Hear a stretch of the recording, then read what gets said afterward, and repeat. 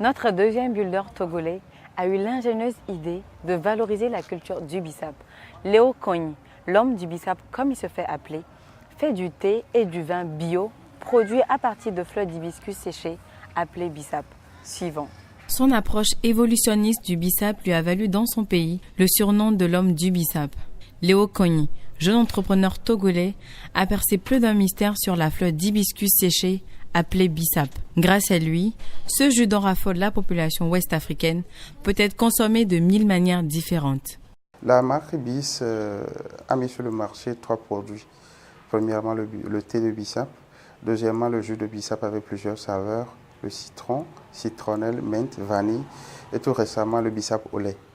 Et le troisième produit, c'est le vin fait à base de bissap.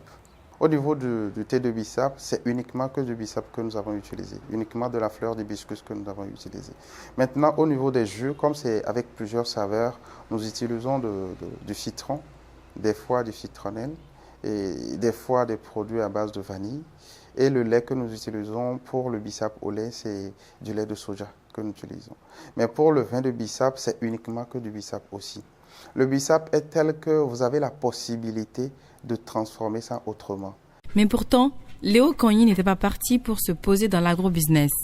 Juriste de formation, il doit ce qu'il est devenu à ses expériences personnelles.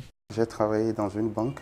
J'ai constaté que dans l'après-midi, après la pause, il y a une fatigue intense qui ne dit pas son nom, qui s'abat sur le personnel. Le bissap, au nombre de ses vertus, il y a de la vitamine C naturelle qu'il y a dedans. Donc moi, je me suis dit qu'en mettant à leur disposition ce produit-là, ils peuvent travailler de 15h à 19h sans avoir de pause. Dès le bas âge déjà, on a eu à déguster le jus de bissap, qui est un jus pétillant, grâce à ma maman. Donc moi, je me suis dit quelle est la manière idoine qu'il faut emprunter pour pouvoir transformer le bissap d'une autre manière. Donc moi, j'ai pensé à l'infusion, ce que j'ai eu à faire. Parti d'un lopin de terrain, ce jeune entrepreneur en est aujourd'hui à plus de 6 hectares de terre emblavée, de quoi multiplier sa production. Au début, notre taux de production était moindre parce que le produit n'était pas encore connu. On arrivait à vendre au maximum 10 boîtes, voire 20 boîtes par mois. Mais quand la publicité a suivi, nous arrivons à vendre au minimum par mois 200 boîtes. Au niveau de la production, ça s'évalue à 230 à 250 boîtes par mois.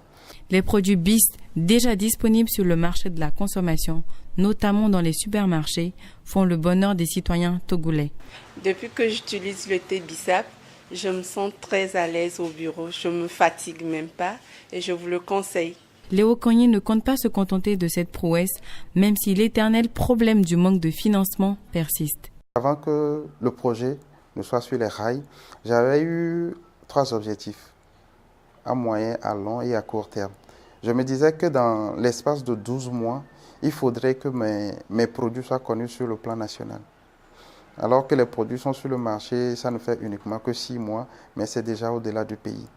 Et juste après les 12 mois, je me disais qu'il faudrait que je sois dans la sous-région. Et à long terme, il faudrait que le thé de bissap soit consommé comme le Lipton ou les autres sortes de thé. Plusieurs fois distingué pour son esprit entrepreneurial, Léo Kogny paraît plus que jamais déterminé.